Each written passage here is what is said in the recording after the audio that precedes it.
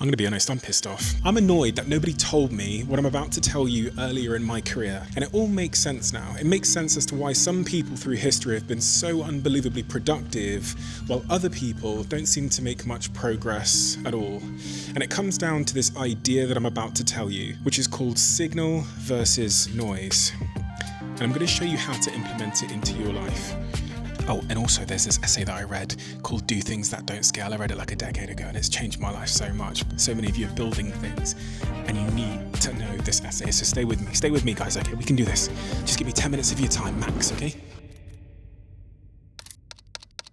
Okay, I have to tell you this, probably to share it with you, but also probably because I've just learned something about productivity, entrepreneurship, building, success, which I can't get out of my head. I just had Kevin O'Leary on the podcast, who's the shark from Shark Tank USA, and he punched me in the face with a point that he made about his experience with Steve Jobs and how Steve Jobs has this ability to understand what the signal is versus the noise. I used to work for Steve Jobs in the early 90s, making all of his educational software. There's a concept that he understood that very few people focused on back then in the early 90s of signal to noise ratio. His vision of signal was the top 3 to 5 things you have to get done in the next 18 hours. You're going to get those 3 things or those 5 things done that you have deemed critical for your mission. They must get done today. Anything that stops you from doing that is the noise. So this signal to noise ratio to be successful for Steve Jobs was 80-20. 80 signal, 20 noise. And as he was saying it, I realized that it's like very much the missing piece in my life at the moment, because as a creative and as someone who has so many ideas, sometimes I think I waste my energy pursuing things that are not the signal, are not the most important thing to get done today. And I think we can probably all relate to the fact that sometimes we wake up in the morning with one particular plan and then our emails happen and WhatsApp happens and we end up drifting off into the noise and we've lost a day, which is taken away from the signal, because life is a zero-sum game. There is a finite amount of things that we can be doing. And it just made me think, fuck, do you know what I should do? What I should do is I should organize everything that I have to do today, every task that comes in, into one of 2 columns. The signal column, which is the most important things, the things that I woke up this morning focused on, and a noise column. And so that's what I've done. I've just, as you can see over there on my laptop, I've basically organized my tasks today into one of 2 columns. There's a signal column and there's a noise column, and everything that comes onto my desk today and all the things that I have buzzing around in my head and on my to-do list are now going to fall into one of those 2 columns. Things that I have to do, things that I have to get done today because they're the most important stuff to move me towards my goals, and things that are noise. And the noise column are things that I'm going to delegate to other people. I've actually used this clip that I'm about to show you of Johnny Ive saying this over and over and over and over again. Run the clip. You can achieve so much when you truly focus. And one of the things that Steve would say, because I think he was concerned that I wasn't, he would say, how many things have you said no to? And I would, honestly, I would have these sacrificial things, because I wanted to be very honest about it, and so I'd say, oh, I said no to this, and no to that. And but he knew that I wasn't vaguely interested in doing those things anyway. So there was no real sacrifice. What focus means is saying no to something that you, with every bone in your body, you think is a phenomenal idea, and you wake up thinking about it, but you say no to it because you're focusing on something else. In my calendar, I'm going to have a signal and noise session every morning to figure out what the most important things to accomplish today are. Let's try this together. And let's stay in touch via the comment section. When you wake up tomorrow, first thing you do when you wake up tomorrow morning is create 2 columns on a piece of paper or on whatever tool you use, and put the most important things you want to accomplish that day into the signal column, and then everything else into the noise column. Let's see how we get on. I was just saying to Jemima in there that I have this new idea for us to figure out how to make a really, really retentive podcast episode. We take the episode, unlisted link, we put it in Diary of a CEO Circle, and from that we're going to get the retention graph back, and then we're going to do the edit based on that. And this is the first episode where we really do it that way. And the reason I say this is because going forward in the future, if we find this to be useful, we can change our processes.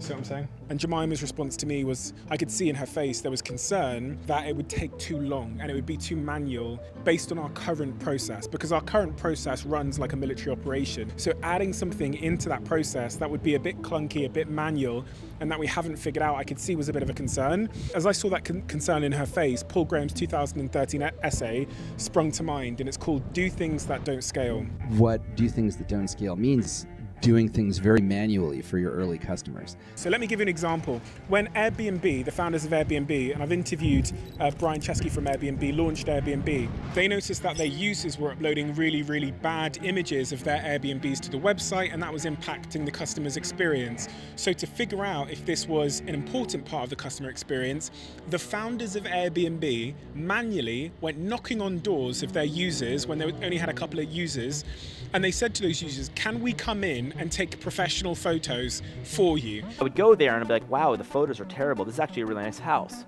And the host was like, well, I can't figure out how to get photos onto my computer. And so I went home with Joe and we borrowed a camera from one of our friends. And we knocked on the door. I'm here, the photographer. And they were like, wow, this is a small company. The founder's also photographing my home. Now, the founders of Airbnb knocking door to door is not scalable. You're not going to be able to do that with the hundreds of millions of users that they now have. At the start, it wasn't scalable. It was so unbelievably important that they did something that wasn't scalable, and later they could figure out how to make it scalable. But if they had obsessed over it being scalable from day one, they never would have done it. They never would have then got the feedback from doing it, and they never would have had the $100 billion success that was Airbnb's. Mark Zuckerberg at Facebook manually pitched users at Harvard to join Facebook in the early days. It wasn't scalable. You can't scale that. And when I say scale, I mean you can't automate that process of Mark Zuckerberg manually pitching the 3 billion users that Facebook now has. But in doing so, he got from 0 to 1. He learned what he needed to learn, and then he figured out how to scale. And another example is one of the most famous companies in the world called Stripe, which is probably worth hundreds of billions of dollars now. It's a payment company. And in the early days, the founders, Patrick and John Collinson, would literally go to their customers' offices, onto their computers, and install the software for them.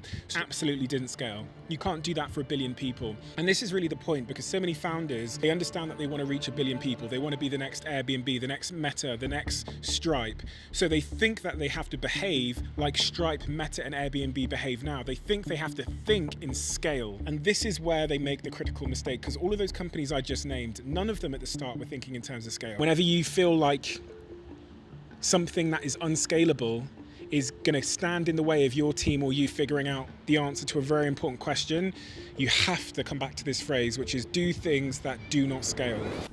Hey guys, it's me, Will. I edit these videos, the one you're watching right now here on Behind the Diary with Alex on our team. Now, my goal is to sneak in to every single one of these videos to ask you guys to subscribe, because the more of you that subscribe, the better these videos get, the bigger the channel gets. A few weeks ago, he said that if this gets bigger than the main channel, he will make me a millionaire. So, do me a favor. If you want to see Steve lose £1 million, click subscribe. These videos get better. It's currently 12:30 at midnight. Please subscribe. I really want to get this edit out. So please, please subscribe. Thank you. Thank you so much. Thank you. Bye. LA is now my new home, and it's my home because we want to build the business out here. So here's the context. FlightStory is expanding into America. Our first studio is actually in Boston, where Kirsten Holmes, who signed to FlightStory, records her show. Our next location is here in Los Angeles, and I think our next location will be in New York City, which will be our commercial office. And isn't this crazy? Look, I'm moving to America. That's the only suitcase I took, other than... This is why I wear black every day, because if you just wear the same outfit every day, you can pack super light. People always take the piss out of me because I think I'm Steve Jobs. It wasn't a choice I ever made. It's just life gradually pushed me in the direction of the path of least resistance, and that ended up being just wearing the same outfit every single day. But we could run the maths on the screen. Like if you just saved 20 minutes a day on choosing what to wear, and then you saved 1 hour a week on, let's say, things like travel and packing, how much of your life would you save? Will, Alex, run the numbers. And listen, some of you get a tremendous amount of value from picking your outfits and fashion and all those kinds of things, so knock yourself out. But if it's not giving you tremendous value, if it's not giving you more value than the time you would save would give you, then maybe that's a simple optimization, which is just simplifying your wardrobe a little bit. Can I enlighten you, I'm in the please? airport here in LA, flying out to Cannes in the south of France for the Creativity Festival that takes place every single year. Every marketeer, every big creator, every media owner flies out there for this one festival, and I'm going to show you behind the scenes. And there's 3 lessons you're going to learn. The first is about failure and experimentation and why this is my absolute religion and why it needs to be yours. The single button which big creators press every single day, and why you need to press that button too. And lastly, this framework called Value for Strangers, which I preach to everybody, but it seems that almost nobody understands. Why do I do these things? I do these things for a multitude of reasons. Reason number 1 is it's a great opportunity to meet so many of you guys that listen to the show. I have moments all the time when I meet fans that stay with me forever, so I'm hoping to have some of those moments today. Reason number 2 is it helps the business. So we make lots of contacts with platforms and partners that can help us build FlightStory. But also, again, in the sake of radical transparency, we get quite big fees for coming out here. This trip will make FlightStory about £200,000 because I've come out here. That money goes into the business. I think sometimes when people hear that you're making 200k from doing some talks, people think that the money goes straight into your pocket, but I'm building a business here, so the money doesn't come to me. Short-term sacrifice for long-term gain, because we're going to try and build a multi-billion-dollar company. So, where is the team? Forgot. Very good to see you. Big fan of yours and been following your podcast for many years. Can I take a selfie with you? Of course, yeah. Thank you. Thank you so much. Oh, What's my your name? pleasure. Dee. My pleasure. Dee, yes. Dee, nice to meet you. Come on. To welcome Steven Bartlett. So the biggest risk in innovation that everybody is taking right now is not taking enough risk. What we all know for sure is that the world is changing. If you're 40 years old now, by the age of 60, you'll experience a year's worth of today's change in roughly 11 days. Logically, in order for you to keep up with that rate of change, your rate of experimentation needs to basically match that rate of change. You have to get really, really comfortable as an organization or as a creator or an individual with failure. When Jeff Bezos wrote his shareholder letter in 2015, he said, in order for us to be successful, we have to be the best place on earth to fail.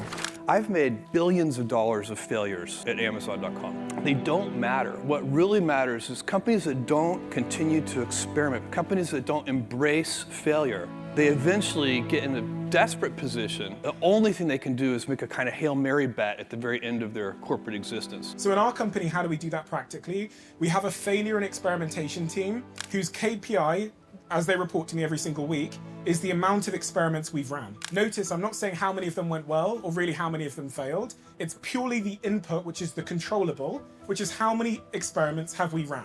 And our job is to ramp up the amount of experiments we're running, because the very nature of it being an experiment means we don't know how it's going to go. For every success we've had, every breakthrough that we've had that's completely changed our trajectory as a business, as a podcast, as a media company, has come at the expense of 9 things that went really badly. And Amazon, again, they said it's the 1 in 10 that pays for the graveyard. None of you know about Firephone. You probably don't know about Endless.com. All of these things cost Amazon hundreds of millions of dollars, but you probably know AWS, which will make them $100 billion this year. The game here to find the correct answer before your competitors, no matter what industry you're in, is to fail quicker than them, because failure is feedback. Feedback is knowledge, and knowledge is power. Thank you very Thank you. much. Thanks. Thank you. What you're about to see is something I encounter all the time. A girl comes up to me and says she wants to start a podcast because people told her to. That is not a good enough reason. If you're thinking from first principles, you'd start with questions, not conclusions. You'd ask yourself, what do I have to say? Who is it for? Why does it matter? And what's the best platform to communicate it? Only once you've answered those questions can you reasonably arrive at the conclusion that a podcast is the answer. That's what we mean by reasoning upwards from first principles. But too many people do the opposite. They reason downwards from a trend or a suggestion. They start with an answer, like I'm going to start a podcast, and then they scramble to figure out what they're going to say, who it's for, and why it matters. That is backwards. If you start with the wrong answer, even the best execution won't save you.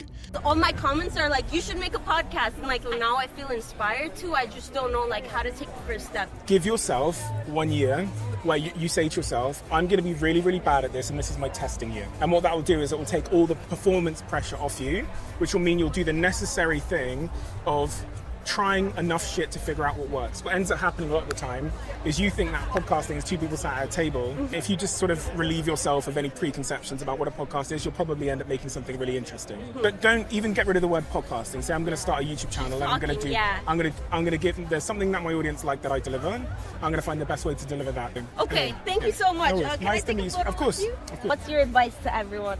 My advice to everyone is to go and follow you. Say, follow Fizza Speaks, FZA Speaks. Follow Fizza Speaks. As long as she's doing, you know, I don't know what content you're making, but...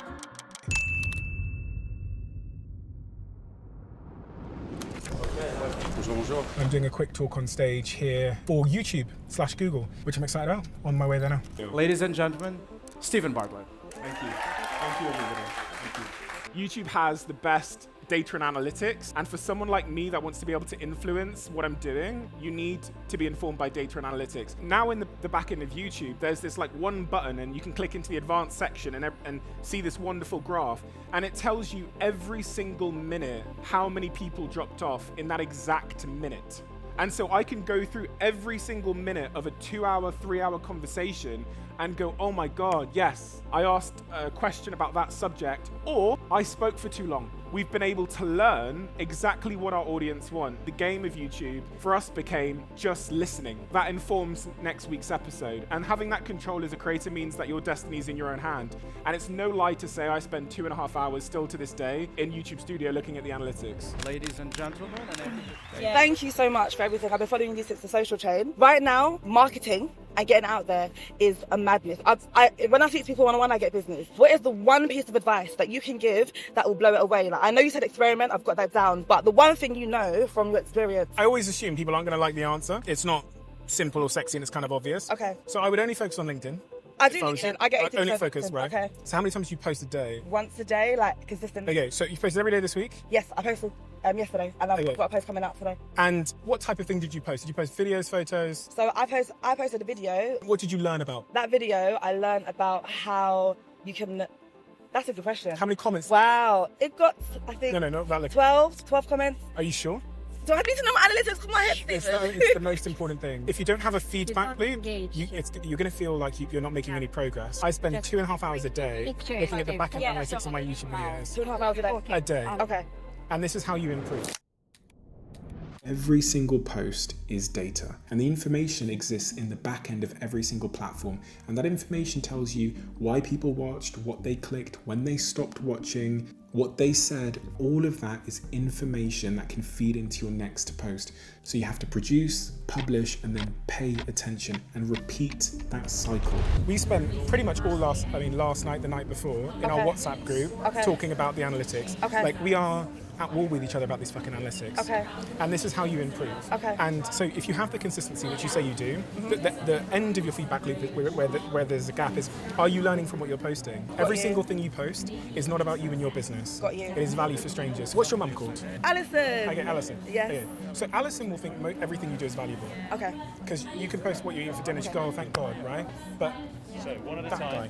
I need to understand him first. I feel like I need to know him first. I need to know what he means. So that's you establish your personas, which is what we do. So we have our 4 personas, and every single time we write a post, we say which one of our personas are we serving. But every single thing you post from now and forever, you need to ask yourself before you hit the post button, is this valuable to people? Do not give a fuck about me. Okay. And a couple times a day. Every day. Yeah. Stephen, are you okay with hugs? Is that comfortable? My team was telling me that you ran a masterclass on YouTube. Oh, really? Yeah, because you know how you can tell? Like, they were all saying to me, it's like, oh my God, the number of people taking notes when Steven was talking. But that's what leave with something. Well, I'm so passionate about it. I talked to everybody about why I'm so engaged with YouTube as a creator. I talked to everybody about the disruption of TV.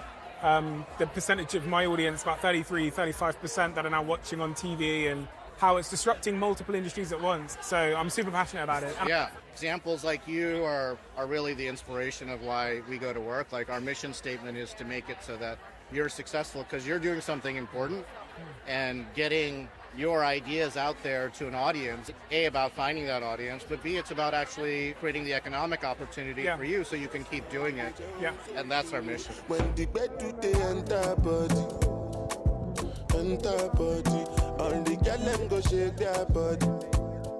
They go shake their body. Try not cry. Oh, I have come way from South Africa. I Oh, just wow. want to say thank you Oh. for inspiring me. Your book is like a Bible next to my bed. I don't watch Oh. movies on planes. I watch your podcasts. You couldn't afford even a ticket to get in here, and I sat outside and Oh, you're waited. so sweet. You okay? Waited to actually meet someone from Google and just say that this was my dream to meet you in person. Oh, you're so And sweet. I am so grateful. Your story is incredible, and you have been my mentor without even realizing it. So it's just... Oh, you can give me a cuddle. You're so sweet. Tears and all. Just managed to break in. I love that. I love that for you. Thank you so much. What are you doing for the rest of the day? I could fly home right now. I don't care. So sweet. I wish there was something I could give you. I don't have anything on me, but I wish there was something. I'll give you my hat. You can have my cap. It's a little bit sweaty, so don't put it straight on. You know the money you take up police. Me I dey love you gone. It's me, by the way. Appreciate it.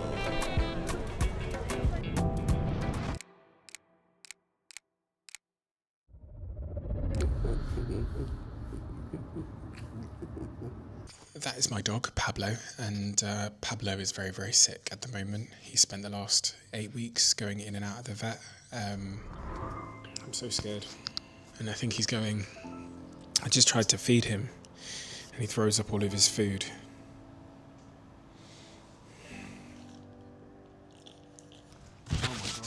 Since I got him all those years ago, almost 10 years ago, I've never in my life seen him this skinny and this frail. He can't walk properly, he can't hold his food down, he can't control his bowels, he's not moving much anymore.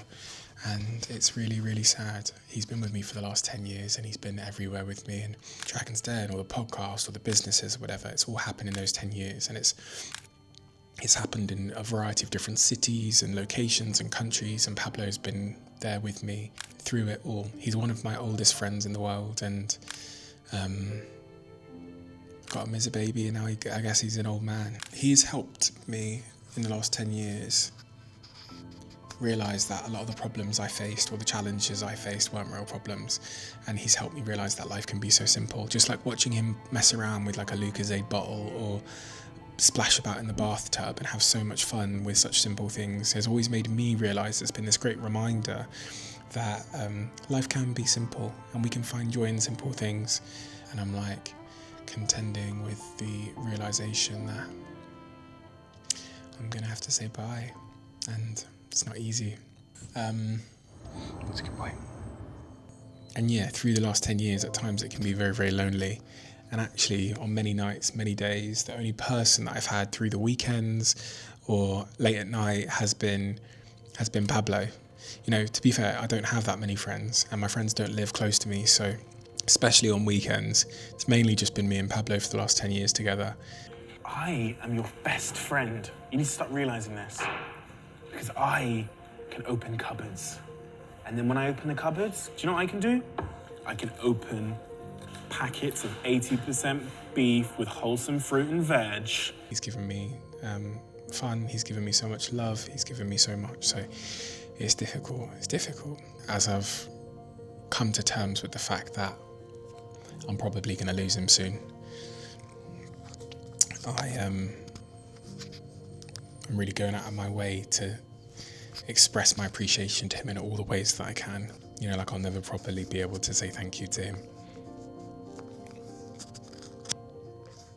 And it's funny how, like, when you're confronted with that realization that you, like, deep down knew was going to happen, how much you wish you could just do it all over again, how much you wish you could have all that time over again, and how much you wish you could say thank you over and over again. I guess that's what makes anything valuable in life. It's valuable because you only have a limited amount of it for a limited amount of time. It's hard, man. I love you. Thank you. And I'll see you next week.